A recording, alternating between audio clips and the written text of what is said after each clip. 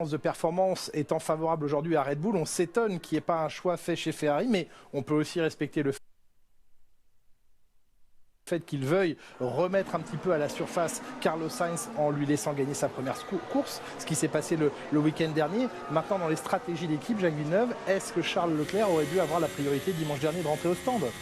Oui, mais ils ont décidé de pas rentrer, donc ce n'était pas pour donner la priorité à Sainz. Ils se sont loupés sur le choix. Il voulait lui laisser la tête de la course, c'est tout. Donc ce n'était pas une question de favoriser Sainz. Maintenant, commencer à prendre des décisions d'écurie alors qu'il n'y a que 9 points d'écart entre les deux pilotes, c'est trop dangereux.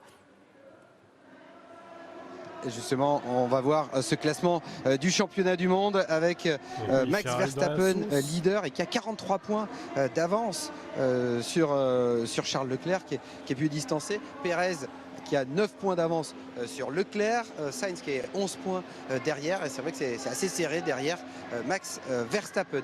Il y a des polémiques chez Ferrari, il y en a aussi eu chez AlphaTauri, Pauline, et on vous rejoint pour évoquer cela.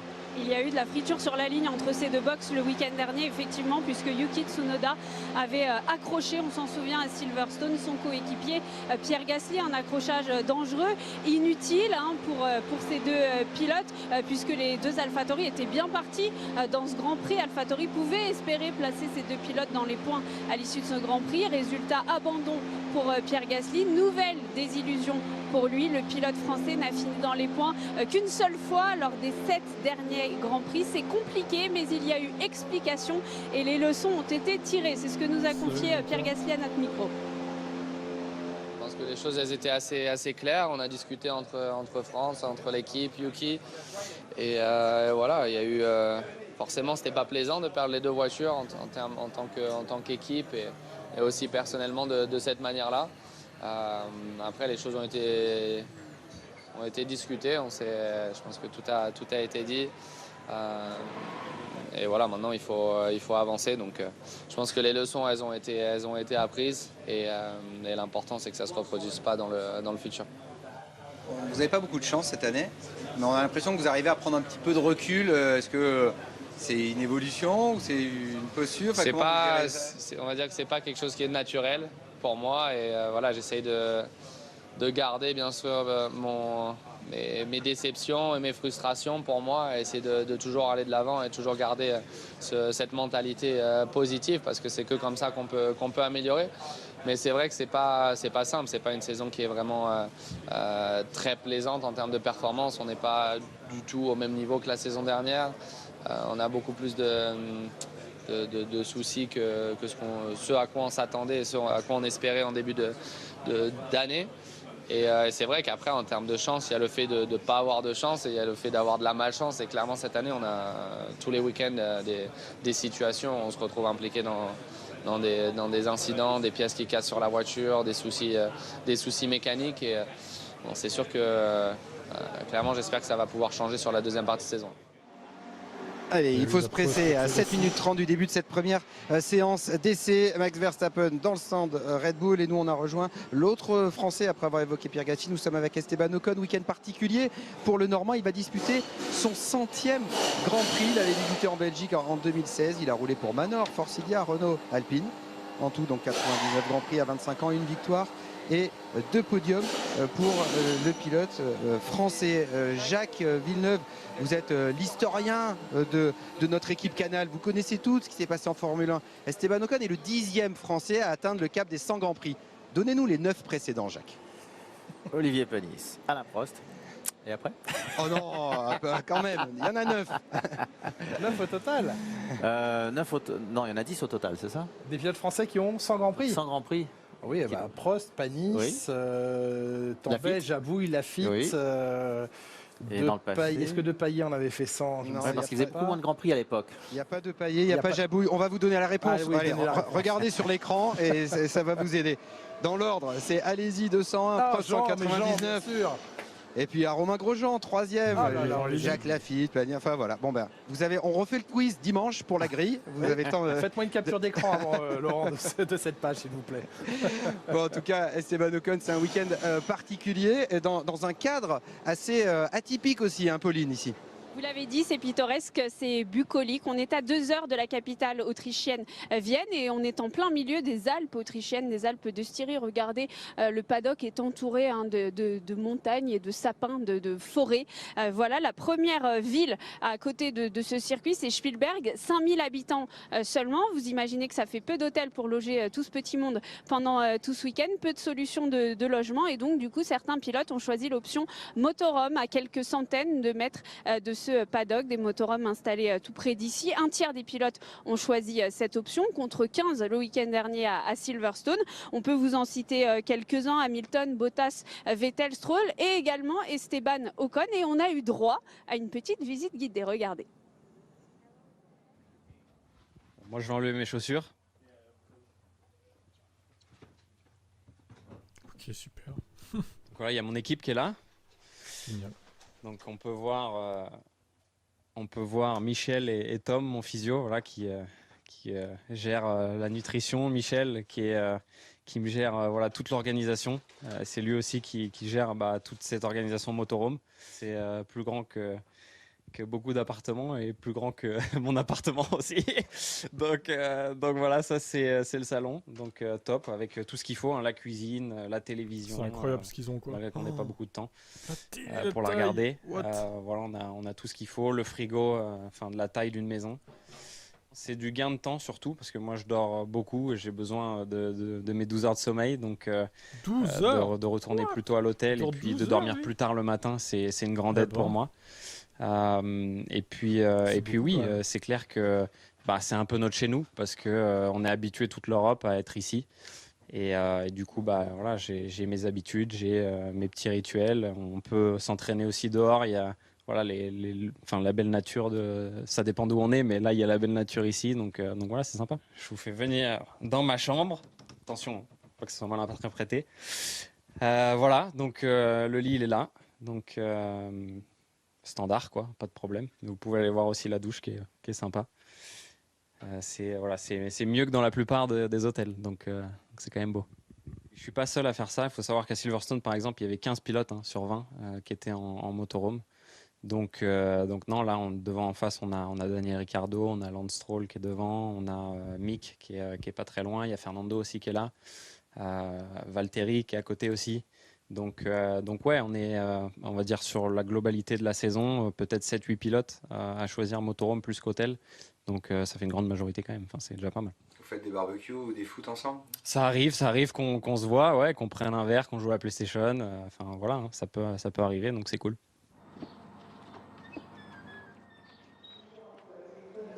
Alors Julien, je sais où vous êtes logé. Jacques, quand vous étiez pilote, vous, que ce soit aux États-Unis où ça se fait beaucoup ou en Europe, est-ce que vous utilisiez ce genre de motorhome? Oui, j'avais ramené mon motorhome des États-Unis en Europe, donc j'avais été le premier. Alors après, il y a eu Coulthard qui en a pris un, donc on a fait un peu la fête sur le week-end de course, et c'est là que ça s'est mis en place. Mais c'est difficile, il y a des endroits, fallait être, c'était pas collé au circuit. Bernie Ecclestone n'aimait pas tellement ça, les motorhomes, alors il fallait pas trop pour de la Et Jacques, vous dites que vous êtes le premier à l'avoir fait dans l'histoire, c'est pas vrai du tout. Oui, C'est votre père, Gilles Villeneuve. De l'époque moderne. Oui, voilà, mais Gilles Villeneuve a été le tout premier pilote de Formule 1 à se rendre sur un circuit avec ce qu'on pouvait appeler une caravane. Oui. Voilà, mais c'était l'initiateur du motorhome et du pilote qui dormait dans sa propre maison roulante sur les circuits. C'était Gilles Villeneuve. Les Villeneuve, à jamais les premiers, on s'en réjouit sur Canal. On a passé devant le centre de Max Verstappen, on n'a pas encore évoqué le champion du monde qui est ici sur son circuit fétiche. Il compte 4 victoires au Red Bull Ring, c'est le circuit sur lequel il s'est le plus imposé en 2018, en 2019 et puis lors des 2 courses qui avaient été organisées l'année dernière, vous vous souvenez sûrement, il y avait eu un Grand Prix. Ouais, c'est sur mon micro qui fait des siennes, hein. C'est bon là, tout vraiment. va bien pour lui. Il est En fait, dès que je le bouge un peu trop, il se débranche un peu et le son est faiblard. C'est assez chiant. Des fois, je me fais avoir sur les vidéos aussi. Au maximum, on peut marquer 34 points. Donc, au pire des scénarios. Donc, quand c'est comme ça, n'hésitez pas à me prévenir comme tu as fait. La course avec le meilleur tour en course. Oui, je disais, effectivement, il va falloir attaquer directement parce qu'il y a les qualifs à 17h. Donc, ouais, pas le temps pour bluffer là. Et à 1 minute 30 du début de cette séance, je vous propose de l'écouter et d'apprécier son sourire avant de débuter ce week-end. Salut Simple. Ça a toujours été le Grand Prix à la maison premièrement, et on est toujours très excités de venir ici. On a eu beaucoup de bons résultats, Ouais, Johan, vas-y. donc j'ai hâte de Branle-toi devant lui. Il y aura aussi Guéla, vas-y, vas-y. Il crée généralement une très bonne atmosphère. J'espère bien sûr que la météo sera un peu meilleure pour eux, mais je suis excité pour ce week-end. La peinture fluo est prête pour les mécaniciens Red Bull. Il y a une nouveauté sur l'avant du fond plat. Ils vont tester le flux aérodynamique. On en parlera aujourd'hui et tout au long du week-end avec Franck Montagny qui nous rejoindra bien sûr pour la qualification. Ça dérape, ce stream. C'est pas en couille. Je sens mon engin à tourner. Ah là, c'est ça. Allez, ça part dans 30 secondes. Format sprint ce week-end avec cette séance d'essai. Oui, report. Incroyable, streamer qui dépasse les bornes. Demain matin, mais la qualif aura déjà eu lieu. C'est la fin. Le de la pole position sera bien celui qui signera le meilleur temps en Q3 cet après-midi. Qualification donc à vivre tout à l'heure à partir de 16h40 sur Canal+ Sport. Le poleman sera ainsi déterminé. Ça nous donnera une grille de départ, vous le savez, pour le... j'ai des petits bugs de coup là. Attendez, on va essayer de régler ça. Un truc. Après-midi pour ce sprint que l'on vivra demain à 16h10 et dimanche, un Grand Prix classique, la grille déterminée par le résultat de la course sprint de demain. Donc c'est bon, logiquement on est de retour en live. Au lieu d'avoir un Grand Prix à 300 km, je me sors plus étendu. 400 km avec un drapeau rouge génial. Au centième c'est kilomètre. parfait alors. Ah ouais, on va voir ça. Effectivement. Les pilotes qui vont s'empresser dans le Parce qu'on est toujours en live sur Twitch, sur YouTube, oui. L'ancienne J'ai vu le nouveau casque de Russell, mais pas de Max. Red Bull Ring, on est sur les terres de la firme autrichienne. Ouais, enfin, ça partait tout droit là, de l'ancien circuit partait tout droit et passait derrière les montagnes. C'était très rapide comme circuit. Très rapide, très spectaculaire, beaucoup de virages très rapides sur l'ancienne version, circuit qui a mesuré... Et merci à Jovan7 pour le follow. Il a follow il y a 3 minutes. Hein. Et maintenant, donc, un petit il a fait une vidéo Max sur sa chaîne. Alors, bah, tu te doutes bien que je suis pas abonné à la chaîne de Max Verstappen. À 71 reprises du coup. Et qui comporte peu de virages, mais des beaux virages, Jacques Villeneuve, notamment par les descentes et l'étroitesse de certains. Il y a des entonnoirs comme ici au bout de l'écran. Non, là c'est bon, ouais, j'ai relancé un peu ma co. Et il y avait un petit souci au niveau du partage de connexion apparemment. C'est bon là. Des tours de reconnaissance, la tribune au pied du boule en acier qui se trouve ah bah non, je suis pas abonné à Max Verstappen. Oh putain, regardez. Ouais, ils sont déjà là. Hein. Ah oui. Ils sont déjà là. Les tribunes sont aux couleurs orange Verstappen ce week-end, orange Pays-Bas. On n'a pas vu beaucoup à Silverstone bizarrement. Presque le étonnant. Pays-Bas ici. Vu la quantité de... Ils étaient plus discrets, on va dire. Ce sera le 15e rendez-vous de ce championnat. On marquera. Oui. Eh bien, félicitations pour ton brevet. Ce week-end de Grand Prix, la mi-saison, on aura atteint le cap de cette mi-saison. La marée orange, effectivement.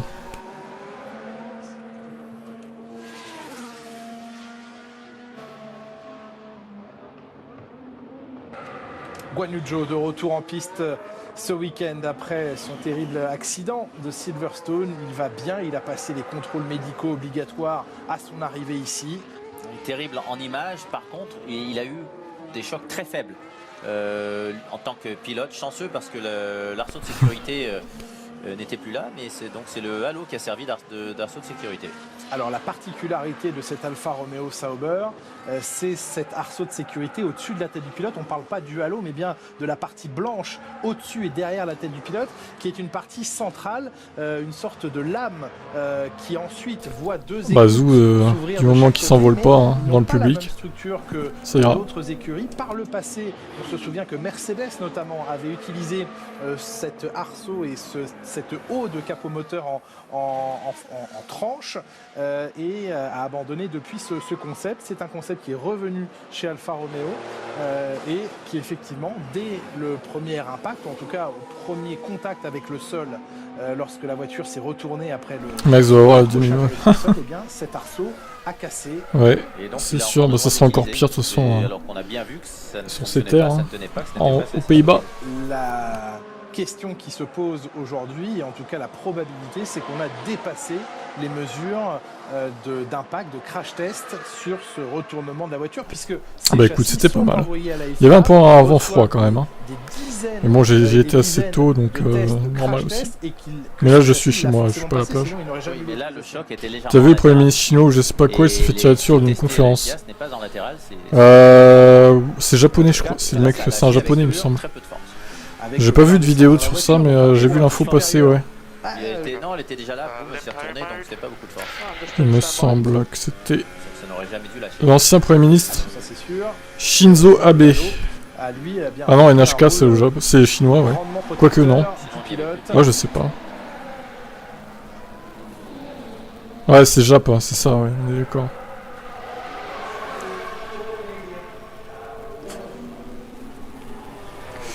On est d'accord.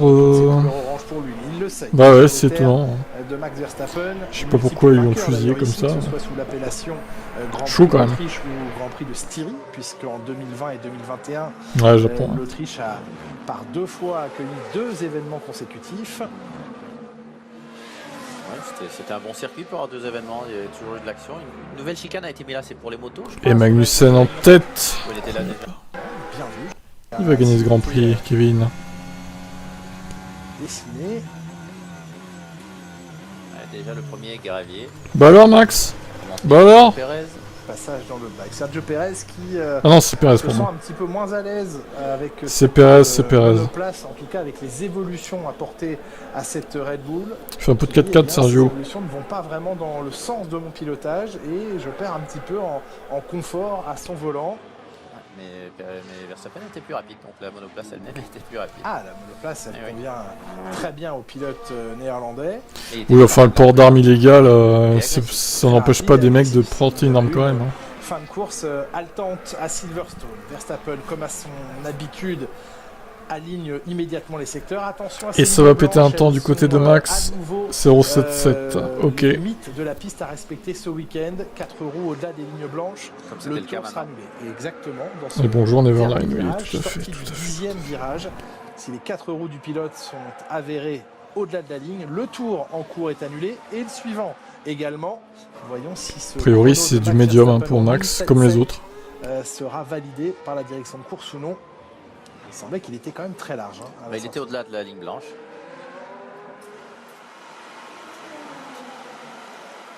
Sébastien Vettel qui prend fait écho ce week-end pour les abeilles. On sait qu'il aime porter des messages liés à l'environnement.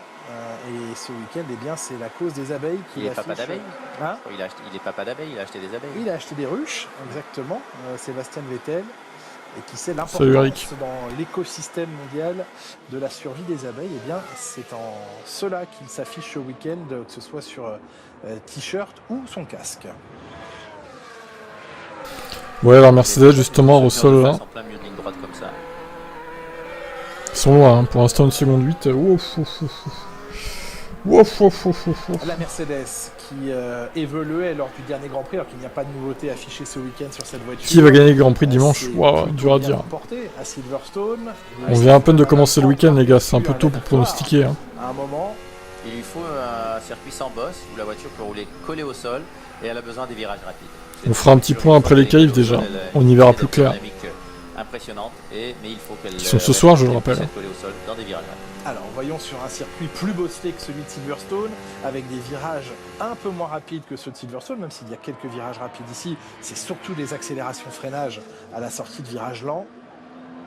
Voyons comment se comporte cette Mercedes et si les évolutions de Silverstone ont véritablement apporté de la performance, du confort de pilotage aux pilotes. Carlos Sainz qui a signé le week-end dernier sa première victoire en Formule 1, mais également sa première pole position. Checkfire, merci pour ton abo. Rare pilote dans l'histoire à être parvenu à ton follow plutôt. Les deux. Le dernier avant lui, c'était Pastor Maldonado, Grand Prix d'Espagne 2012, première pole, première victoire. C'était d'ailleurs seule pole, seule victoire en carrière. Ça n'avait pas été le lancement pour lui. Donc pour certains pilotes, ça les lance, ça leur permet d'en accumuler par la suite, et d'autres, ça reste leur moment de gloire. Nico Rosberg également fait partie de ces pilotes. Ok, Eric. Weber, comme Sébastien Vettel. Ça va comment Mercedes? Bah écoute, pour l'instant ça vient de commencer, donc dur à dire. Ils sont assez loin, 9 et 10. Deuxième place. Ils nous les montrent pas trop en même temps, la réalisation, donc... On peut pas voir si ça rebondit ou non. Et donc, une seule heure de préparation aux qualifications. En 1 heure, les écuries doivent parvenir à déjouer les pièges du circuit, à comprendre la meilleure façon de régler leur monoplace. Sur un circuit court, on l'a dit, les écarts se font souvent ici au centième de seconde plus qu'au dixième. Le tracé n'est pas long, n'est pas très compliqué pour les pilotes non plus. Ce n'est pas un circuit très physique. Laurent Mekies a retrouvé du physique justement après avoir été touché par la Covid, absent lors du Grand Prix de Silverstone. Il est de retour, guéri, Laurent Mekies. 1.04. Ça tournait vite quand même. Pièce sur l'aileron arrière de la voiture de Lance. Bon là je doute qu'on dépasse les 1.05. D'ailleurs le petit flap le long de l'aileron À arrière. mon avis ça sera plus une 0.55 ou une 0.6. Dan Gurney, c'est l'inventeur. On fête aujourd'hui, en ce 8 juillet, les 60 ans de sa première victoire en Formule 1. Dan Gurney qui s'était imposé au Grand Prix de France 1962. Is it the wind or the car is moving a lot even in the straights? Like very high wind confirmed. We're checking everything else. Et le vent, très pénalisant. Pierre Gasly le confirme, même dans les lignes droites, le vent déstabilise beaucoup la voiture. Beaucoup de rafales de vent. Donc Gurney était pilote et ingénieur. Exactement, Dan Gurney qui avait aussi ce jour-là offert à Porsche sa première victoire en Formule 1. C'était il y a 60 ans, jour pour jour.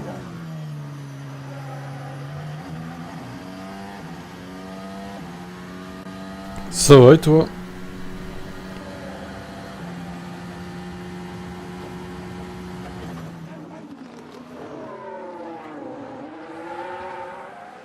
Ça glisse pour Gasly. Donc les gommes sont pas usées. Début de séance en pneumatique médium. On rappelle que l'allocation de pneumatiques sur ces week-ends au format sprint est légèrement différente que sur un week-end classique. Au lieu de 13 trains de pneus habituellement, il y en aura 12 seulement fournis aux écuries. 2 pneumatiques dures, 4 médiums et 6 pneumatiques tendres à disposition. Et puis sachez qu'en cas de pluie et de séance pluvieuse, ça ne sera sans doute pas le cas en FP1 aujourd'hui. Il n'y a pas du crossplay sur F1 22 d'ailleurs? Toutes les consoles peuvent jouer ensemble, non? Ils n'avaient pas dit ça? Et 6 pneumatiques maxi pluie. Ouais, Red Bull Ring j'aime bien, ça va. Il est sympa je trouve.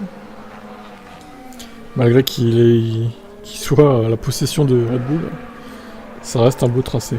Donc oui, un train de moins, puisque en course, ils vont essayer un train de moins que lors des essais libres. Je dis 6 maxi pluie, non 3 maxi pluie, pardon, 6. Oui. 6 intermédiaires, 3 maxi. Ah ok, je croyais. Vous connaissez ma générosité, Jacques. Moi, si il faut savoir exagérer. Non, pas toujours. Allez, on jette un coup d'œil à l'évolution des monoplaces, le temps gagné ou perdu sur le développement de ces voitures, avec une Ferrari et une Red Bull qui reste... Ils mettent Mercedes à 5 dixièmes. Une Red Bull qui a regagné un petit peu de ouais, ça vaut ce que ça vaut, hein. Je sais pas trop quoi en penser. Apporté récemment, les écarts sont faibles. Hein. Oui, donc Ferrari, la deuxième monoplace qui a le moins progressé. Surprenant. Mais qui reste la référence tout de même. Ouais. Et comment est-ce que AlphaTauri a progressé vu qu'elle n'a aucune évolution? On parle là sur les derniers Grands Prix. Hein. Donc elle évolue peut-être aussi dans l'exploitation. Bah vous pouvez pas, hein. De toute façon si l'un est sur PS4 et aussi Xbox One... Il y a longtemps maintenant de cela en Espagne, me semble-t-il, son package réussit maintenant à mieux le faire fonctionner. Ah, vous avez eu l'aileron là de Ricciardo qui ballotte à la station Red Bull de Bakou, c'était?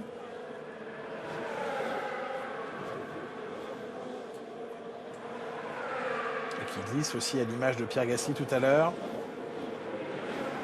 Et donc ce problème de flap qu'on a déjà vu sur Red Bull particulièrement, qui vibre et qui n'est pas assez tenu en position ouverte. Si, enfin là c'est pas possible pour l'instant, mais je lis qu'ils vont intégrer le crossplay bientôt, dans une mise à jour sur la F1 22. Pour l'instant c'est pas possible, mais ça va l'être. Bonne nouvelle. Qui a privé Esteban Ocon de pouvoir rentrer dans les points. Ça se passe je trouve trop simple le terme ring donne cet effet ovale. Ouais. Ça y est, enchaîne des week-ends un petit peu plus. Ouais voilà, des Adiria.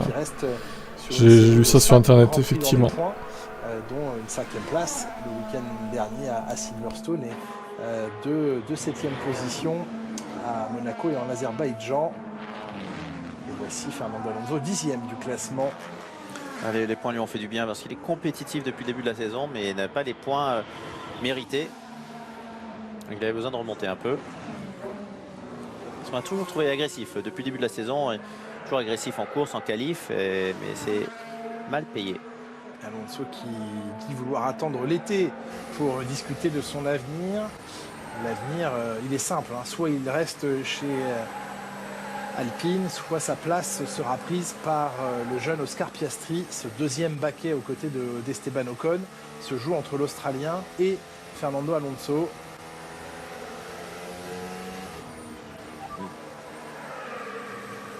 Can we have HPP9 set position 1? Focus on 1. Now 3 seconds. That was a lot of information and I didn't understand what you just said. I didn't understand what you said, mate.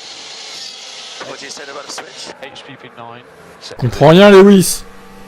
Réveille-toi, Lewis. Information donnée à Lewis Hamilton qui dit là, désolé mon gars, j'ai pas compris ce que tu m'as demandé trop de choses, redis-moi ça. Et donc voilà.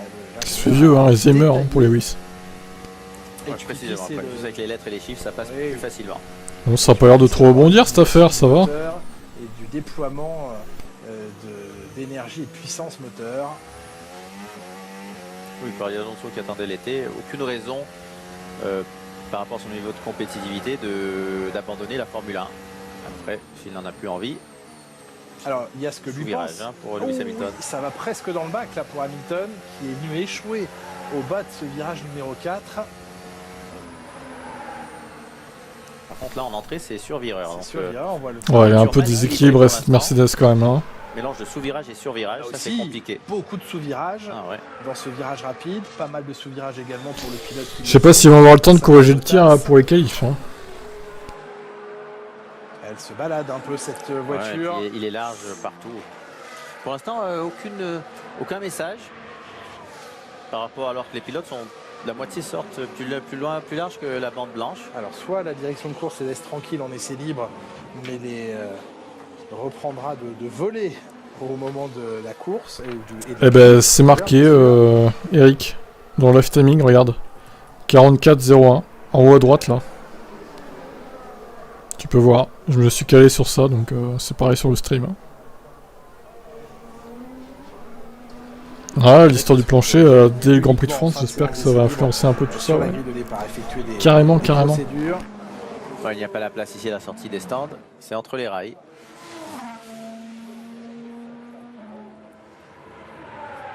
Fernando Alonso avec son 2e temps depuis le début de la séance, compétitif sur ce tracé et qui enchaîne les tours rapides. Là, il s'est loupé à l'épingle. Salut Ced, ça va toi? Le document de la direction de course signé par le directeur de course ce week-end. 1 minute d'écart, c'est énorme. L'article 15 est formel, en accord avec les éléments de l'article 33. Bah écoute, moi j'ai pas vu de rebond. Hein. Elle est sous-vireuse et sur-vireuse, elle est un peu déséquilibrée, mais il n'y a pas de rebond. Donc c'est pas mal, c'est pas mal. C'est de bon augure. Salut mademoiselle. Son temps sera effacé ainsi que le suivant. C'est quoi ton prénom, mademoiselle E? J'en ai marre de t'appeler mademoiselle E. C'est peut-être Émilie, Élise, je sais pas. C'est un E peut-être, j'en sais rien. Impeccable, dis-moi Red Bull ou Ferrari sur circuit selon toi? Ah, je vois plutôt Red Bull hein, malheureusement. Sur leur terre, je vois pas ce qui pourrait les empêcher de gagner. Esther, d'accord, ok. Toujours pour l'instant crédité du deuxième original. Salut Bubule. Qui revient pour nous sur justement ce bon enchaînement, cette bonne séquence dans sa saison. Et Leclerc revient à 5 dixièmes. Plus compétitif désormais. Red Bull, ils ont toujours performé ici. Ouais, c'est clair. Moi, je vois quand même une victoire facile de Red Bull. Du milieu de peloton. Je me sens solide, mais on ne sait jamais. Les plus loin se donnent le dimanche. Des fois, il faut avoir un peu de chance. Des problèmes de fiabilité peuvent aussi entrer en considération. Mais on a marqué beaucoup de points sur ces dernières courses. Il y est parvenu, Fernando Alonso. Voyons si c'est le week-end où il faut être plus que jamais rapide et immédiatement dans le match. Alpine a l'air pas mal. Hein. Temps pour Carlos Sainz sur l'élan de fou, son week-end victorieux à Silverstone. L'Espagnol peut-il confirmer ici sur ces terres autrichiennes. Vettel, bien lancé aussi après les points inscrits à Silverstone. Ouais, à part Verstappen, personne n'est rapide. Verstappen, seul pour l'instant, c'est vrai, en tête. Oui, parce que là, le temps de Vettel, c'est assez loin, mais ça donne tout de même la 4e place. Ouais, malheureusement, je pense qu'il est trop jeune, en fait, Leclerc, pour taper du poing sur la table, comme tu dis. Il n'a pas assez d'expérience, quoi. Donc, si Vettel donnait des noms à ses casques, celui-ci l'appellerait quoi? Maya? Tu en penses quoi de la course sprint sur ce circuit? Bah, j'attends de voir, justement. J'attends de voir ce que ça peut donner, parce que ouais, c'est vrai que moi aussi je suis pas trop chaud à l'idée de faire une là-dessus. Mais bon, peut-être que ça va être pas mal. Hein. Ah, un miel doux et succulent. Faut tester. Du moins qu'il ne se fasse pas piquer. Faut tester, faut tester. Celui pour qui ça va piquer, c'est Valtteri Bottas. Les pénalités pour changement de moteur viennent d'être annoncées par la FIA, alors qu'il y a un drapeau jaune dans le deuxième secteur.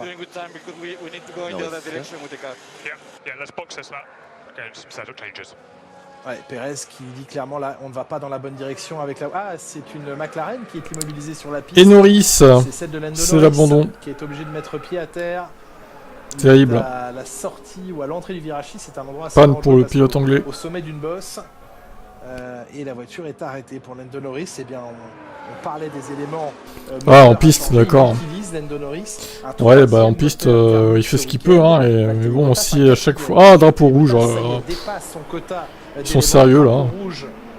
Car la position de la voiture est. Croisons les doigts que Red Bull ait des soucis avec leur caisse à savon. Perez entre dans la voie des stands avec vous, Laurent.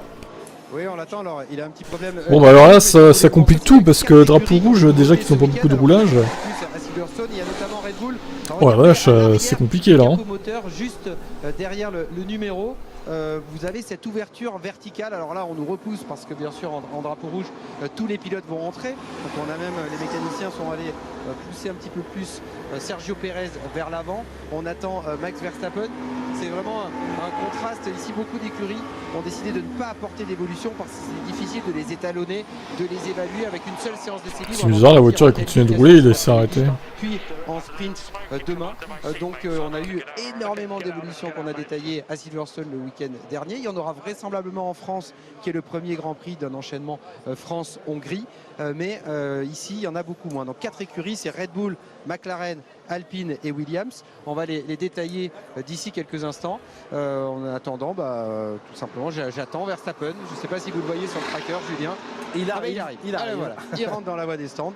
Donc vous voyez tous les mécaniciens en plein soleil, prêts avec leur casque et toutes les protections. Ils vont faire comme une simulation d'arrêt au stand.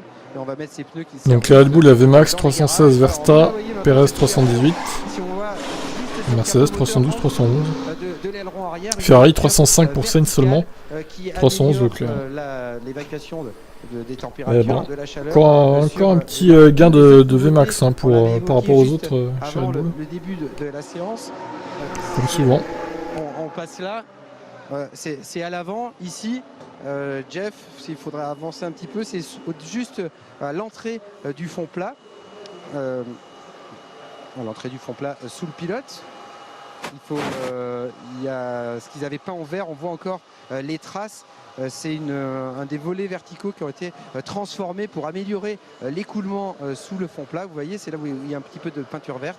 Et puis les écopes de frein également modifiées à l'avant pour améliorer le refroidissement parce que c'est un circuit, selon Red Bull, qui est très exigeant pour les freins ici. Ouais, exigeant pour les freins, effectivement, Laurent.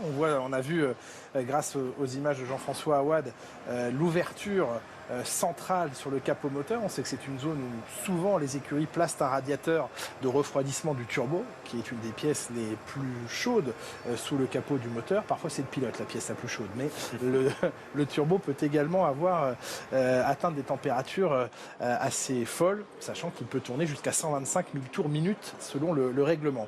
Je vous parlais des éléments mécaniques alors qu'on est toujours sous drapeau rouge.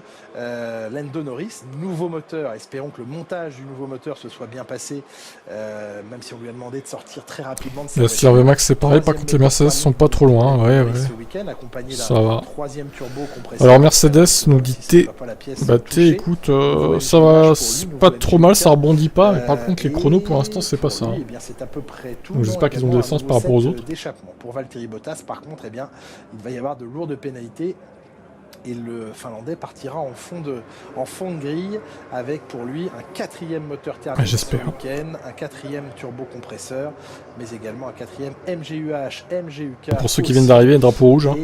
Norris a eu un problème technique, donc il a abandonné sur le côté de la piste et ils ont mis un drapeau rouge. Deuxième pack batterie.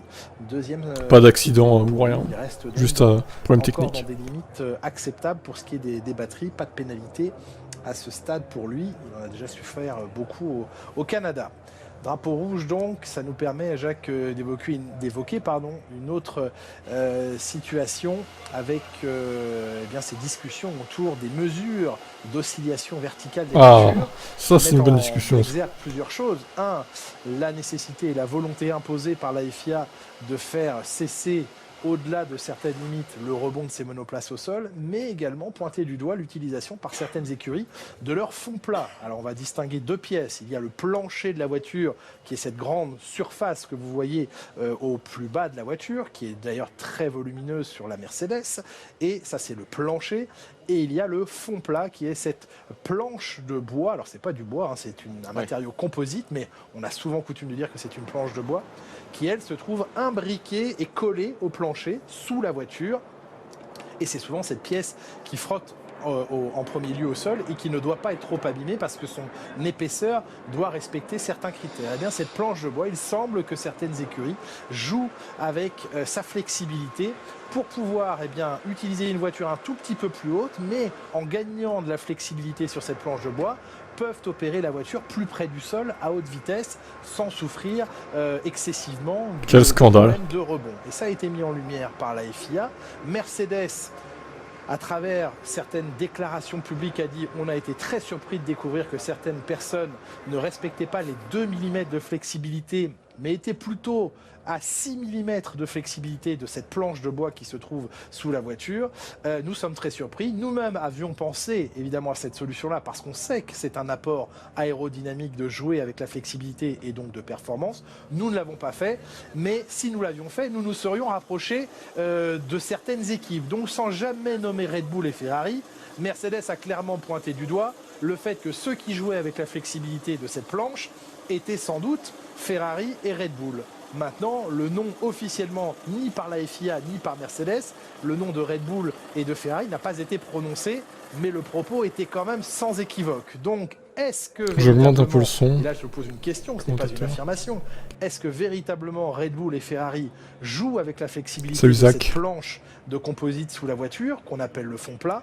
En tout cas, à partir du Grand Prix de France, dans 15 jours, le Grand Prix de France sur le circuit Paul Ricard au Castellet, dans 15 jours, la FIA va accentuer ces mesures, ces contrôles liés à cette planche, et donc certaines équipes, Red Bull ou Ferrari, point d'interrogation, certaines équipes vont être obligées de revoir la flexibilité et de diminuer cette flexibilité. Et on sait que ça apporte énormément de performance, tout ce qui se passe sous une voiture Jacques Villeneuve. Faut-il s'attendre à partir du Grand Prix de France à voir des Red Bull et Ferrari moins compétitives par rapport à Mercedes parce qu'ils auront dû renforcer leur fond plat? Et bien, toute la question est posée et les réponses, on les aura au Castellet. Oui, il y a peut-être d'autres écuries, peut-être que Mercedes aussi jouait avec... Bah non, du coup. Pas parce qu'elles sont moins rapides qu'elles ne jouaient pas avec. Ils ont dit que non. Problème. Ta gueule, Villeneuve. Le problème de rebond pour Mercedes est accentué aussi par le dessin de leur monoplace. Bien sûr. Un fond plat comme ça flexible le permettrait, même avec la voiture plus haute, de se rapprocher du sol et donc de bloquer l'air, ce qui donne de la vitesse de pointe et de la performance aérodynamique sans que la voiture soit trop proche du sol. Nous verrons en tout cas l'application le mec quand même, de la fameuse on lui dit que Mercedes c'est 2 mm, ils ont fait exprès de pas être au-dessus au niveau flexibilité. Et le mec dit bah peut-être que Mercedes fait pareil. Bah non, hein. Justement ils ont évité. Ils avaient eu l'idée aussi mais ils se sont dit bon c'est illégal, on va peut-être pas le faire quoi. Si on nous demande de changer après ça sert à rien. Éventuelles limites d'oscillation verticale à partir du Grand Prix de France, elles pourraient rentrer dans l'illégalité. Et aussi reparti, faire écho à une ligne du règlement qui parle de voitures dangereuses Et en cas de voiture jugée non conforme et dangereuse, l'exclusion du meeting peut tout simplement être prononcée. C'est compliqué comme règle à mettre en place, de décider que c'est une voiture dangereuse alors qu'elle rebondisse depuis le début de la saison. Et surtout que les chocs que les pilotes ressentent sont moindres que ce qui était ressenti par le passé. On voit beaucoup de rebonds, mais ce n'est pas un choc sous les fesses du pilote. Donc c'est simplement désagréable. Alors sous les fesses du pilote, on va trouver au-delà de son baquet et de sa combinaison un capteur, un accéléromètre qui va donner les réponses tour après tour, et c'est sur une certaine distance, hein, la mesure sera mesurée sur ah bah une oui, distance parce de que 100 quoi km. Parce que les Evo sont adaptés à Max Verstappen et pas à Perez. Et oui, il l'a dit.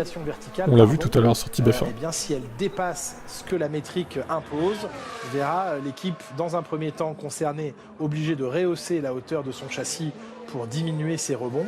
Et si elle n'est toujours pas conforme, là il y aura un risque d'exclusion de la voiture pour non-conformité technique. Très bien Zach, ça fait un viewer à chaque fois, magnifique. C'est la première fois qu'on aura une règle suivie parce qu'une voiture rebondit trop.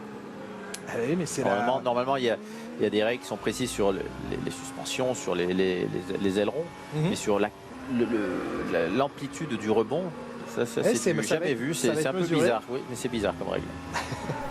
Bah c'est une nouvelle réglementation, hein, Jacques, puis voilà, qui a voulu ça. Hein. Il n'y avait pas de rebond avant parce que c'est la réglementation d'avant, quoi. C'est pas bizarre. Faut s'adapter au changement. Ricciardo qui a connu quelques petites éclaircies, mais dans un ciel extrêmement nuageux pour lui. Bon bah du coup ils sont repartis, il reste une demi-heure. Bon bah ils vont tous limer le bitume au moins. Un peu plus de satisfaction. Ça c'est clair, ils vont tous rouler là. Il est encore loin. Et tant mieux. Ce qu'il souhaiterait pouvoir réaliser au volant de cette McLaren. Attention, Daniel Ricciardo, le temps presse et joue contre lui aujourd'hui, Jacques. Oui, parce que ça fait plusieurs saisons où le manque de résultats est présent et ça ne s'améliore pas. Ouais. Il s'était créé une image, une bonne image de chez Red Bull, mais là, au fil des années, cette image, elle est disparue. On ne parle même plus de son sourire qui l'accompagnait. Avec cette caméra, on pourrait bien voir s'il faut non, je vais faire ça sur l'ordi directement. Je vais couper l'image de petites secondes. Et je vous envoie ça. On pourrait l'utiliser sur les Red Bull et les Ferrari. Tac, tac, tac. Max Verstappen qui a limité la casse, c'est exactement le mot pour le définir, la casse à Silverstone, lui qui a roulé sur un énorme débris de l'aileron arrière de la voiture de Yuki Tsunoda. Surtout qui vient de bloquer Ricciardo là. Voilà. Oui, il a limité la casse en récupérant des points. Oui. C'était compliqué. Donc là, il a bien ralenti Ricciardo. Voilà pour vous. Ricciardo ne va pas le ralentir le tour suivant. Les Ferrari passent en tête du classement, chaussée de pneumatiques tendres désormais. L'évolution est nette, hein. La piste s'améliore, elle chauffe également, 38 degrés au sol maintenant, et des pneus tendres. Pour les pilotes gauchers, peuvent-ils avoir la pédale d'accélérateur sur le pied gauche? Ouais, c'est évident que non, Charlie, non. On est à l'opposé de ce que faut qu'ils s'adaptent, mais il n'y a qu'un seul bah, j'ai envie de te dire, prends l'exemple des voitures de tous les jours. Il n'y a pas des voitures spéciales gauchers en fait. Les boîtes de vitesse sont au même endroit, la pédale d'accélérateur et de frein au même endroit. Donc bon, non, c'est pas possible ça. Entre les deux week-ends, on est passé des 3 pneus les plus durs de la gamme aux 3 pneus les plus tendres. Ce n'est point possible. La piste, l'asphalte semble très glissant ce début de journée. Verstappen qui a bien amélioré son premier secteur, moi le deuxième. Ils doivent s'adapter et s'ils n'y arrivent pas, bah. Il trouvait avoir beaucoup de sous-virages. Je sais même pas qui est gaucher chez les pilotes là. Je sais même pas s'il y en a qui sont gauchers. Bonne question, ce serait une bonne question de savoir ça. On parle d'un circuit très court où ce sont des centièmes qui pourraient faire la différence et non des dixièmes. Là, ça va être d'énormes dixièmes qui vont faire la différence. Un petit peu moins dans le dernier secteur. Ça s'est assagi. Il termine tout de même 3 dixièmes et demi devant Charles Leclerc. Bah, il améliore tout. Et 0,63 Max, putain, il va tout dominer sur cette course, je pense. Ça va être compliqué hein, pour les concurrents là. Il y a la course sprint en plus, il va faire une moisson de points en plus, comme un Imola. Top 10 à cet instant de la séance. Perez très mécontent de ouais, toujours. Ah non, attends. De réglage par son équipe. Non, il est en soft comme les deux Ferrari d'ailleurs. Ils portent leurs fruits dans cette vous voyez, dernière partie de soft, séance. soft, médium. Bravo. Et il a un soft du coup, Max. Ça s'est mal passé dans le deuxième secteur.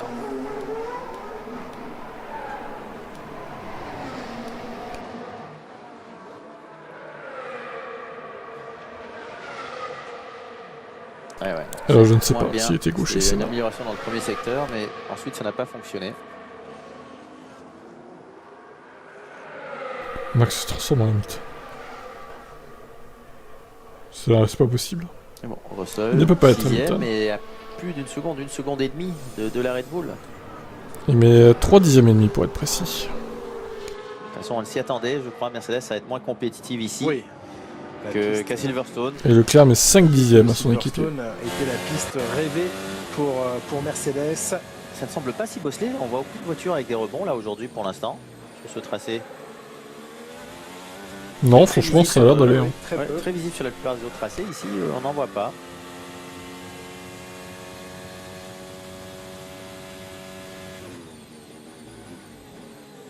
C'est Toto qui a resurfacé tous les circuits, hein, Bon, des comme il avait dit. en gomme médium. Seulement les pilotes Ferrari et Verstappen ont mis des gommes tendres. Le chrono d'Alonso, toujours en gomme médium, est impressionnant. Ouais, et Ocon, par contre, c'est plus loin. Il se prend 3 dixièmes, Esteban. Il est sur une bonne dynamique, Alonso, là, quand même. Hein.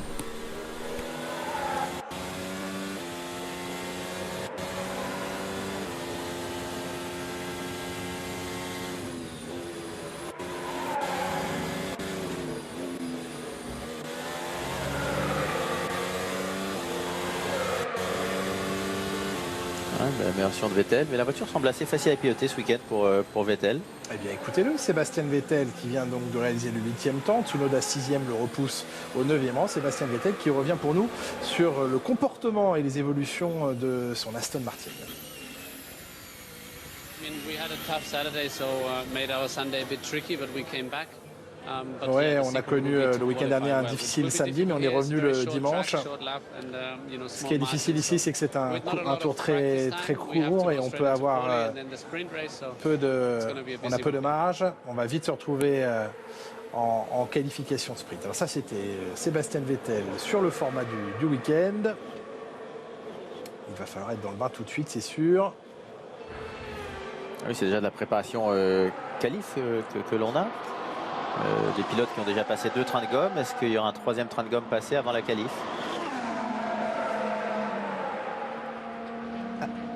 Alors, quelques informations à vous donner qui nous viennent de la FIA. Je vous parlais il y a quelques minutes, alors que Bottas, on en aura la confirmation, sera pénalisé sur la grille de départ. La mesure qui devait entrer en action au Grand Prix de France, la mesure d'oscillation verticale, a été repoussée au Grand Prix de Belgique. C'est une blague. Donc, on va laisser passer la trêve estivale. Mais non. Et ces 2 Grands Prix plus tard, France et Hongrie ne seront pas encore concernés. Oh là là, mais sérieux, la FIA, putain. Peut-être un petit manque de maîtrise de la. Oh là là, mais ils maîtrisent rien. De bien mesurer et difficile de décider quelle est la norme à appliquer. Et dernièrement, il y a moins de problèmes. Si on regarde Montréal et Silverstone. Bon, j'espère que la flexibilité. Les équipes qui avaient des problèmes n'en avaient pratiquement va être mesurée en France quand même. Mais je doute que ce soit le cas du coup. Les solutions, ce qui était dit depuis le début, c'est aux équipes de trouver des solutions. Et non pas la FIA. Donc là, on va leur laisser l'été pour régler la situation. Là, on estime que les écuries ont besoin d'un peu plus de temps pour adapter leur plancher et les différents éléments, notamment de fond plat, à cette métrique qui, elle, restera en place. Et la mesure de l'oscillation demeurera et rentrera donc en vigueur au Grand Prix de Belgique. Ça, c'est la première information que l'on pouvait partager avec vous. Et puis, sur un plan financier, eh bien, la FIA décide de s'ajuster sur le taux de l'inflation et de revoir donc la limitation de budget indexée sur l'inflation qui touche évidemment tous les pays dans des proportions différentes selon les pays, mais qui impacte les écuries de Formule 1. Il y a un pas fait par la FIA en direction des équipes. En direction de certaines équipes. C'est ça. Ça, Bubule. Qui dépensent plus d'argent. Celles qui sont en dessous du budget, elles étaient très contentes de garder le cap. Oh bah du coup, tout arrange Red Bull et Ferrari. Pour le coup, le budget, bon, Mercedes sont arrangés aussi. Ça les arrange aussi. Mais ils seront encore en application en 2023. Donc pas certain que sur cette année, alors que c'est l'année où l'inflation est la plus violente à pas certain que ce soit cette année. Pas certain que ce soit en application dès cette année. On ne parle toujours pas de pénalité. Pas dans Mais red flag, pourquoi? Qu'est-ce qui s'est passé? Mais pourquoi? Alors il est juste à l'entrée de la voie des stands, Carlos Sainz, donc il va pouvoir y rentrer Mais immédiatement. on n'a rien vu. Qu'est-ce qui se passe aujourd'hui là? On voit pas sur notre amélioration, GPS. dommage pour lui. Alors là c'est extraordinaire, il se passe rien, ils mettent un red flag. Non, il n'y a rien. Est-ce que c'est un débris quelque part? What? Que se passe-t-il sur le circuit? Il n'y a pas... Non, c'est pas... C'est un mec qui a mis ce clic sur un bouton en fait, ou c'est quoi l'idée là? On a eu très peur et ça a été... ça n'a pas été extrêmement vu. Ah c'est ça le red flag, putain cette merde là. Ok, juste pour ça quoi. Oh, il y a la Williams roule dessus, ok. C'est Albon qui vient de... La fée verte, j'ai rien contre Ocon, mais j'aimerais bien avoir un duo Alonso Piastri l'année prochaine. Eh ben non, ça n'arrivera pas. Il est encore sous contrat, t'as raison. Juste à côté de la trajectoire. Ouais, ça aurait pu être intéressant, c'est vrai. Esteban Ocon va l'éviter. Oui, rester sur la trajectoire. Si on reste sur la trajectoire, on l'évite. Ouais, Sainz il est parti pour se faire atomiser. Parce que l'accident de Guan Yu Zhou portait toute l'attention des caméras et en tout cas notre attention à nous, mais il y a des personnes qui sont rentrées, qui ont pu rentrer sur la piste à Silverstone, des manifestants. Oh bah tiens, il en parle justement. Alors, leur action a été minimisée parce qu'il y a immédiatement drapeau rouge, on dirait un lambeau de gomme. Oui. Ah oui. Qui a perdu sa gomme là? Et en tout cas,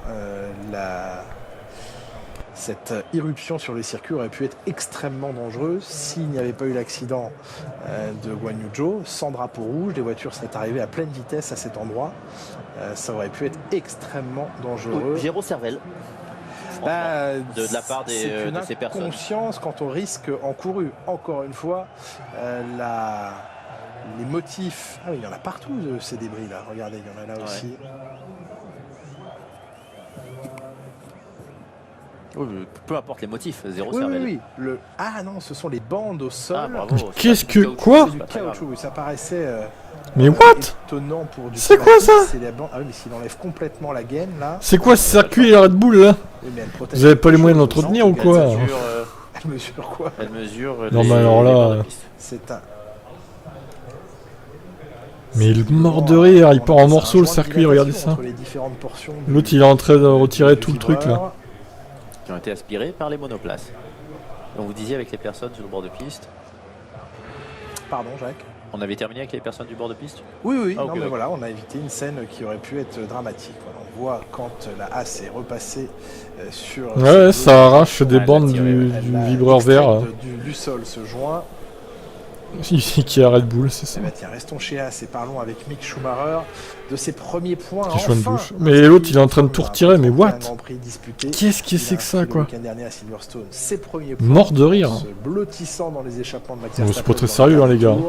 Arrivé, du coup il y a un drapeau rouge qui va durer une plombe juste pour ça quoi. Vraiment.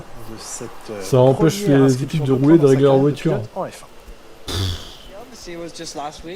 la blague. Oui, c'était juste le week-end dernier. Je suis heureux d'être de retour dès maintenant dans la voiture et de construire sur ce qui s'est passé le week-end dernier. Et j'espère avoir une belle course également. C'est bien que ce soit derrière moi maintenant. Bon, la Boulogne il fait 4 km et quelques, 4 km 200 je dirais. Je sais plus exactement. De remonter dans la voiture. C'est un circuit qui a toujours été bon pour moi, pour nous en général. Et pourquoi pas en inscrire de nouveau ici ce week-end. Il est gourmand. Et la gourmandise appelle la gourmandise, bien sûr. Alors, second drapeau rouge de cette séance. Ring, je vais regarder combien il fait exactement. 4 km 3, j'étais pas loin.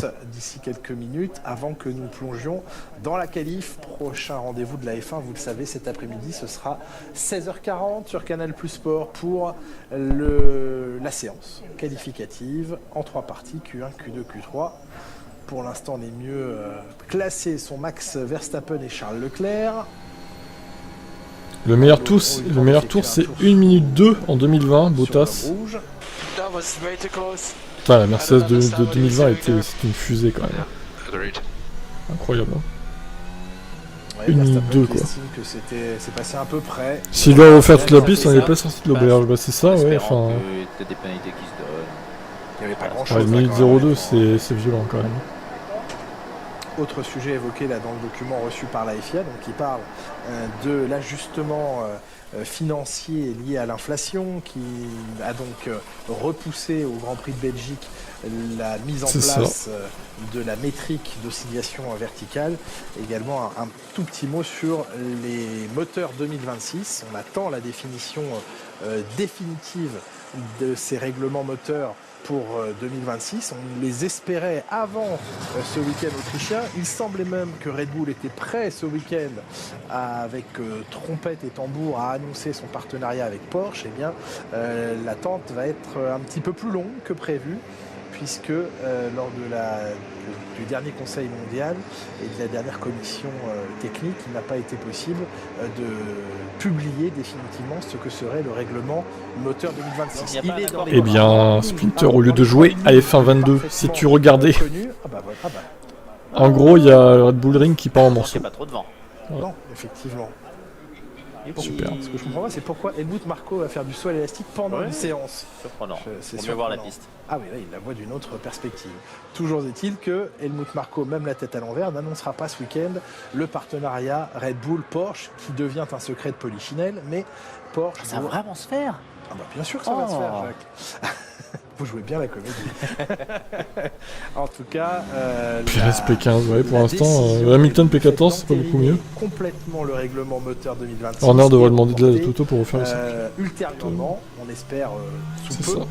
Même si les grandes lignes, bon allez, ils sont repartis, il reste 15 minutes. Le moteur est semblable à celui de cette année avec des choses en moins, avec notamment un système de récupération d'énergie au turbo qui sera abandonné, l'introduction de carburant. Beaucoup trop de red flag, hein, franchement, ça tombe mal. Hein. Également. Sur un circuit où il n'y a que des essais avant les qualifs. Qui doit être mis en place, qui doit encore peut-être être décidé, c'est ce à quoi ont droit les nouveaux entrants, les nouveaux motoristes entrants. Ont-ils beaucoup de faveur, un peu de faveur, pas du tout de faveur, évidemment, là, sa bataille. Tout, ça serait logique. Ouais, pas du tout, ça serait logique pour Mercedes, Ferrari et ceux qui sont déjà là, mais pour attirer de nouveaux entrants, eh bien, il y a le petit cadeau de bienvenue. C'est un nouveau moteur, il est différent, carburant différent, donc de toute façon, ça repart à zéro pour une majorité. On est donc dans l'attente de cette officialisation Red Bull Porsche. On est également dans l'attente de l'entrée de Audi en termes d'équipe. Est-ce que Audi entrera ou non en F1 avec le rachat d'une équipe, simplement dans un partenariat moteur. d'Alfa Romeo. On parle d'Alfa Romeo, on parle d'Aston Martin, on parle de Williams. Déjà Williams à nouveau revendu. Ce sont des rumeurs, encore une fois ce sont des rumeurs, Jacques. Et puis dans le même temps, il n'y a pas de rumeur sans feu. Il n'y a pas de fumée sans feu. Le sprint, pas le spring. Ça c'est la Dacia Spring. Ou le printemps. Celui qui s'exprime aussi assez de bah, ça gâche un peu l'importance des qualifs, oui. La famille et le clan. C'est vrai. Ça redistribue les cartes, on va dire. Ticket d'entrée en Formule 1 qui reçoit de la part de certaines équipes, mais bon, notamment Toto après, une animosité assez. Après, ils ont changé. Hein. Celui qui fait la pole en qualif le vendredi soir est crédité de la pole quoi qu'il arrive, dans les stats. La valeur des écuries par l'arrivée du nouvel et du coup, la compensation de 200 millions, ouais, ça reste quand même le mec qui gagne la course sprint qui part en tête de la course normale. Ça change pas par contre. Et il estime aujourd'hui que ce n'est pas assez, que l'apport de Andretti ne servirait pas à compenser la dilution des revenus entre généralement les revenus sont donnés aux 10 ouais, les trop de familles, il faudrait que ça dégage. Ça change à Toto Wolff qui est de toute façon dans les 10 premiers. Ça lui change que pour l'instant. S'il pouvait virer Lance Stroll au passage. Et Hamilton qui se réveille, Lewis en soft. C'est ça, c'est un petit peu ça. Bah, c'est ce que dit Michael Andretti, qui vit assez mal la situation, qui en veut clairement et qui nomme Toto Wolff. Dans votre carré de sable, vous voulez des copains? Qui va... Quoi? J'ai pas compris la question là. Tu penses qu'il va gérer correctement le sprint? Qui ça? Quel pilote? La météo, ça dit soleil, hein. A priori pas de pluie aujourd'hui, ni demain. Ouais, donc ils ont enlevé le gurney à l'arrière. Et dimanche, ça m'étonnerait qu'il y en ait aussi. DRS fonctionne maintenant sans vibrer. Trop lancé des. Pour l'aérodynamique, ce n'est pas ce qu'il y a de mieux. C'est bien le problème. Surtout dans les virages là. L'ordre de la cage de tout à l'heure sera le même que celui de la vraie course. Ah non, pas du tout. Cet élément, le DRS fonctionne particulièrement bien parce qu'il y a 3 vraies lignes droites sur ce circuit. L'ordre de la qualif tout à l'heure, c'est l'ordre de la grille de départ de la course sprint demain. Et l'ordre de la qualif de la course de dimanche, ce sera Ça a été pire. Ça sera le résultat de la course sprint. Oui, ça a commencé à vibrer à des vitesses plus basses. Donc le fait d'avoir enlevé cette petite réglette, ce gurney, a empiré la situation de ce flap supérieur qui se balade. Vous parlez québécois? Empiré? Oui, a empiré la situation. Pourquoi? C'est un mot de la langue française. J'empire, tu empires, vous empirez. Moi, je sais pas, Joël, on verra. D'année en année. Salut Megac. Très bien. Une fois que je pensais que c'est un truc de chez moi. Ah non, pas que. Aérosol qui s'intercale entre Leclerc et C'est quoi Hamilton. welder?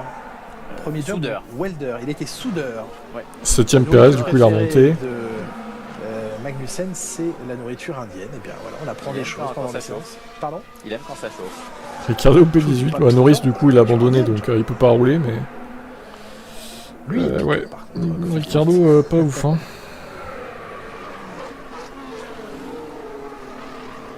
Dernière partie de séance, compliquée hein, avec une seule séance de préparation de qualif interrompue par 2 drapeaux rouges. C'est pas la préparation idéale pour les équipes, mais c'est un peu ce qu'on aime voir aussi. Jacques, des équipes un peu moins préparées, un petit peu moins en maîtrise de la situation au moment d'aller au premier grand rendez-vous de ce week-end, qui sera la qualif tout à l'heure. Généralement, ça donne des surprises, ce qui est toujours génial. On attend ça avec impatience, clairement. On le voit, parce que si l'on regarde Silverstone, il y a eu un mélange de pluie sec et donc les équipes n'étaient pas complètement prêtes pour la course et ça nous a donné une bonne course. Bon, on voit les résultats des derniers Grands Prix de Ricciardo et c'est vrai que ce n'est pas très joli. C'est douloureux pour lui, oui. Effectivement. Dernière entrée dans les points, c'était en Azerbaïdjan.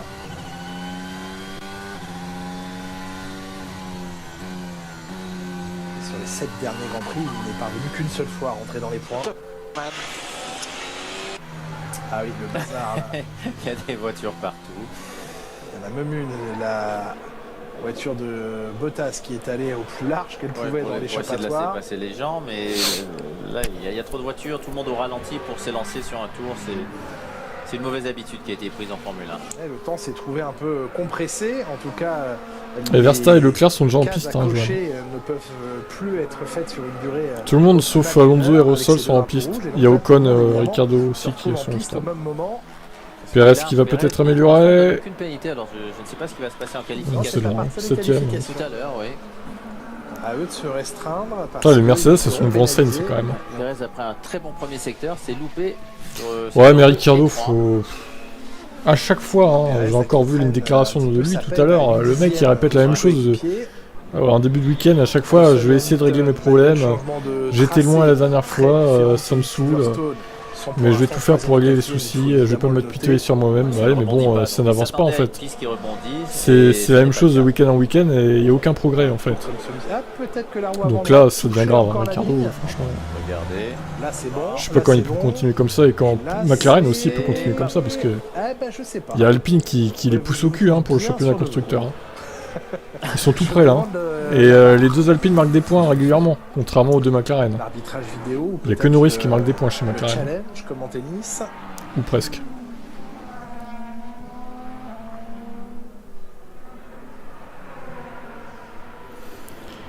Lewis sur le podium, pourquoi pas, ouais. Ce serait beau. Sur la Bullring. La qualif va être décisive, oui, c'est sûr. C'est que les œufs là. C'est facile à battre à ce niveau-là. Ils s'atteignent assez vite, c'est vrai. Mais du coup, ils ont pas de L2 pour progresser, donc ça c'est embêtant. Mais c'est pas mal, hein. D'un côté, ça donne plus d'incertitude, on va dire. Même malgré sa quantité de Grand Prix incroyable. C'est ce que Montagny a l'air de dire, hein, qu'ils ont pris leur décision. Mais pour mettre qui à la place, c'est ça le truc. Ils vont aller chercher un mec de IndyCar du coup. Parce que à part un transfert de Vettel chez McLaren éventuellement, ça me paraît un peu gros, mais ils pourraient prendre qui en fait chez McLaren actuellement? Gasly, hein, non, c'est mort. Hein. Gasly a signé chez AlphaTauri en 2023. Enfin, il continue chez AlphaTauri, comme son contrat l'indique. Donc non, Gasly restera en 2023 chez AlphaTauri. Solide en gomme. Piastri, ouais, Piastri, mais bon, il est plus lié à Alpine et à Williams du coup. Sa voiture va immédiatement être connectée. Imaginez, ils prennent Latifi. Les prélèvements vont aussi Non. être effectués, Non. que ce soit dans les réserves Pas d'huile Latifi. ou de carburant. Que je vous propose d'écouter Charles Leclerc. On parlait Jamais de la mauvaises vie. statistiques de Ouais, Daniel Piastri, Ricciardo, s'il ils s'arrange sont avec assez Renault, enfin avec pour lui Alpine, en ce pourquoi moment. pas. C'est Why not. la première fois d'ailleurs lors du Grand Prix de Silverstone qu'il ne parvenait Si pas Ricciardo marquait à les mêmes se points hisser que en Norris, première ah ouais. position. Évidemment, Il serait largement devant Alpine, le c'est Canada, clair. où il accumulait les pénalités et il enchaîne donc sur de longs Je vais regarder le championnats. classement là, tant qu'on y est. L'Aston pointé du doigt par Max Verstappen. Écoutez laquelle? Alors, Norris, il a marqué 58 points. Exactement. Et Ricciardo 15. Écoutez, Charles Oh Leclerc putain, qui, quelle horreur. revient avec nous sur ce week-end. Il a plus de 3 fois moins de points pour Ricciardo quoi. Ça doit fonctionner, j'espère. En tout cas, je ferai absolument tout C'est pour que ça incroyable. fonctionne. L'Autriche, c'est une piste que j'aime. Contrairement à Alpine, bah, c'est plus. C'est 39-30 quoi. Et encore, Alonso a eu de la poisse en début de saison. Mais là, ça y est, sa poisse est passée. Le plus grand prix d'Espagne. De la pénalité qui est imposée à Valtteri Bottas pour les changements. Vettel chez McLaren, t'y crois de ouf? Ouais, bah pourquoi pas. Ça lui donnerait un dernier défi. De la course, avec Norris. Moi, pourquoi pas, hein, en vrai. Il serait peut-être plus à l'aise. Pilote de réserve chez McLaren, il y a... Bah, il y a... Non, pas Van Dorn, non. Ça, c'est chez Mercedes. Je sais plus qui a en réserve chez Mercedes, chez McLaren. Dans la voie des stands pour Valtteri Bottas ce matin. Si, je crois que... Il y a De Vries aussi qui fait les deux, hein. Il fait Mercedes et McLaren. Pour Bottas. Non, il faut pas virer Ricciardo pour Latifi, je rigolais. Complètement tourné, ça ne tournait pas. Norris, Vettel, ouais. Il a explosé son moteur, il a explosé le chrono aussi dans la voie des stands. Ce serait étonnant de le voir chez McLaren, Vettel, mais bon, pourquoi pas, hein. C'est la F1, après tout est possible. C'est plafonné à 1000. C'est plafonné à 1000. C'est combien par kilomètre? C'est 100. Oh, De Vries, non. De Vries et Van Dorn, pour moi, ils sont grillés en F1. Enfin, De Vries, il est jamais allé en F1 en vrai. Mais je pense que c'est compliqué pour lui. Même s'il mériterait sa chance, hein, mais bon. Et Russell qui se rapproche de Leclerc. Il s'est trompé de ligne. Pour une telle différence de vitesse, il s'est trompé. Il dit qu'il a même pas un dixième. Incroyable. Les voitures freinent très rapidement. Où il regardait ailleurs. Bah, De Vries, je sais pas quand même, il est pas mauvais, mais est-ce qu'il a le level F1 vraiment? Je sais pas. Il a Dur à qu'une dire. pas face à son coéquipier Joe. Donc d'avoir les pénalités en plus ce week-end, c'est pas ce qu'il y a de mieux. Mais bon, vu qu'il y a une course... Et Ricciardo qui sort des stands. Vu qu'il y a la course sprint, ça va lui permettre de remonter. Il reste 4 minutes dans cette séance. Récupérer des points peut-être en course sprint. Guan Yu Zhou, c'était la meilleure performance en qualification dans sa jeune carrière le week-end dernier en qualif. C'était également la 3e fois consécutivement qu'il battait Valtteri Bottas dans cet exercice. Voyons sur cette nouvelle séance qualif qui se présente un peu plus tard cet après-midi, ce dont il sera capable. Pour l'instant, ce n'est pas génial. Il est assez loin. La façon du cheval, Jacques Villeneuve, c'est une bonne chose après un accident tel qu'a connu Guan Yu Zhou, d'avoir tout de suite, quelques jours après, un nouveau week-end pour non pas remonter en selle, mais se réinstaller dans son baquet. Oui, le plus tôt possible, tant qu'il n'a pas de bobo. Et on l'a vu, il est sorti, il n'y a pas eu de gros choc, donc impressionnant et sans dégâts. Okay, so it's not doing it anymore, Daniel? Yeah, I couldn't see it doing it. I Okay. think it was better. Copy. So it was definitely better. I think it's okay, but it was definitely better. Ouais, donc c'est mieux. Il pense que c'est correct maintenant, mais de toute façon mieux. Donc on va voir si C'est le Yannou. Pouce bleu, merci à toi. Et pensez à vous abonner ceux qui ne sont pas abonnés. Hein. Que ce soit sur Twitch ou YouTube. On fait des lives toutes les séances. On se retrouvera à 17h pour la qualif qui déterminera la grille de la course non, sprint. Il s'est rentré avec un léger travers et il a ouvert pour éviter le vibreur. Ah, Petite erreur de Lewis Hamilton qui en veut trop. Du Britannique pour l'instant 4e dans cette séance. On retrouve Pierre Gasly ici. Magnussen par contre il est bien placé. Hein. Les As ils ont l'air de bien marcher sur ce circuit encore. En fait j'ai l'impression que As sur les circuits à grande courbe c'est pas fou. Par contre sur les petits circuits comme ça avec pas mal de chicanes et tout, pas mal de freinage, d'accélération freinage on va dire, bah ça marche mieux en fait. Ça marche un peu mieux. Qu'il a traité d'idiot. Et As qui n'a pas amené des veaux depuis le début de saison on rappelle aussi. Hein. Je pense que c'était celle de incroyable. son copain Charles Leclerc, ils s'expliqueront après. Ouais, c'est sûr, en fin de course. Ouais. Ça, idiot, c'est pas trop insultant. Puis dans le feu de l'action. Oui, oui. Salut Canard. Il n'y a pas besoin de biper ça. Vous savez que Helmut Marko a pris en main la destinée de Yuki Tsunoda en lui imposant, en tout cas en lui en le faisant travailler avec un psychologue.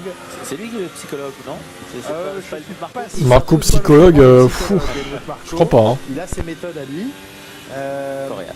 Toujours est-il que Yuki Tsunoda l'a aussi confirmé. Hein, Johan, tu t'enflammes un peu trop. Hein. T'es le genre de mec à t'enflammer un peu, toi, non? Dans la vie, non? Je sais pas. Je suis pas dans des délires des fois. Ah, ce podium, mais à quel moment en fait? C'est pas possible. Déjà, s'il faut un top 5, c'est magnifique. Hein. Parce que j'y crois pas trop. Ils seront sûrement dans les points à la régulière, mais dans le top 5, ça m'étonnerait quand même. Ça, c'est pas bon derrière un volant. Salut Matt, Marco, c'est pas trop mal. Ça rebondit pas trop. Voire pas du tout, et ça a pas l'air mauvais. Ça a l'air d'aller. Par contre, Verstappen est tellement au-dessus que je crains encore une fois que ça soit une victoire facile pour lui. Bon, après, on avait dit ça aussi à Silverstone, mais bon, au final, il y avait un problème. Ça ne grandit pas par la qualité des mots qu'il utilise et des fois. T'as pas compris ma vidéo sur Vips? Ça c'est certain. Alors qu'est-ce qu'il y a que tu comprends pas? Vips il reste dans le giron Junior Team Red Bull. Il est viré de l'équipe Red Bull en fait. Donc il fera plus les essais chez Red Bull par exemple. Pour être au niveau de la Formule 1. Tout simplement. Exactement. 24 tours demain la course sprint que l'on vivra demain. Ouais bon. T'as eu de la chance le week-end dernier en vrai. Mais bon. Ta chance ne se reproduira peut-être pas ce week-end. C'est court. C'est rapide. Une course sprint? Oui. C'est moins d'une heure. Et Perez qui améliore quatrième. C'est un sprint. Ah, Jacques. 24 tours. S'il pouvait claquer son fond plat sur un débris de l'AlphaTauri. À 15h, qui sera précédé de la grille que vous vivrez en clair sur Canal+ dès 13h50. Ah, c'est bien de préciser la grille en clair parce que c'était pas le cas à Silverstone. La grille n'était pas en clair. Allez, drapeau à damier. Agité maintenant. Quel sera le premier pilote à prendre le drapeau? Ce sera Fernando Alonso d'ici quelques secondes. C'est chose faite, suivi d'Esteban Ocon, les Alpines. Bah si, c'est de la chance, désolé. Mais vous constatez qu'Esteban Ocon a réalisé... C'est bien, moi, tu prédis plein de trucs différents, et tu as de la chance de tomber sur un truc que t'as dit, tous les trucs que t'as dit qui s'est passé quoi en fait. C'est vrai que si tu prédis plein de trucs différents, au final, bah t'auras raison sur un des trucs que t'as prédit. Ça paraît logique. Mais là, stop 3 en course. Tous préparer leur procédure sur la grille d'ici quelques instants. On peut aussi ressortir toutes les prédictions, Johan, que tu as faites et qui ne sont pas réalisées. J'ai la flemme de faire ça, mais si on remonte sur toutes les vidéos, il doit y en avoir beaucoup quand même. Sur toutes les vidéos de live, mon gars, t'en as dit des conneries. Qui ne sont pas réalisées. Max casse son fond plat sur une canette Red Bull. L'ironie serait folle. Presque comme à l'accoutumée, en tout cas qui débute bien. Peut-être un peu de Marco, bah écoute, j'espère. À voir. Verstappen, le plus rapide. Bon, bah sur ce, on va arrêter là.